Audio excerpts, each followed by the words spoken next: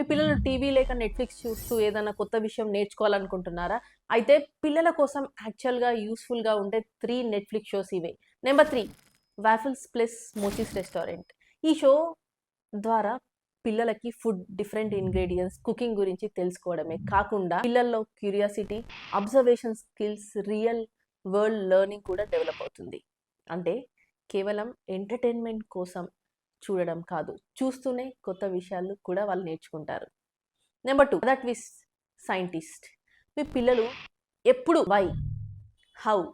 ఇది ఇలా ఎందుకు జరుగుతుంది? అని క్వెషన్స్ అడుగుతూ ఉంటారా?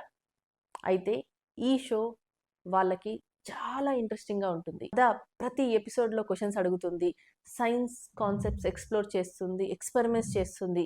అలా పిల్లల్లో curiosity, logical thinking, problem solving skills develop అవ్వడానికి ఎంకరేజ్ చేస్తుంది.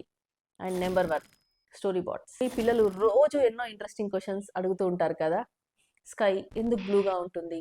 మన బాడీ ఎలా పనిచేస్తుంది? స్పేస్‌లో ఏముంటుంది? ఇలాంటి కామన్ క్వెషన్స్‌కి ఈ షో చాలా సింపుల్‌గా, ఫన్‌గా ఎక్స్‌ప్లనేషన్స్ ఇస్తుంది.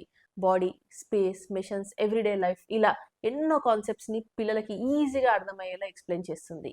అందుకే పేరెంట్స్ పిల్లలు స్క్రీన్ టైమ్ స్పెండ్ చేయకూడదని మాత్రమే చెప్పడం కంటే, వాళ్ళు ఏ కంటెంట్ చూస్తున్నారు అనేది కూడా చాలా ఇంపార్టెంట్.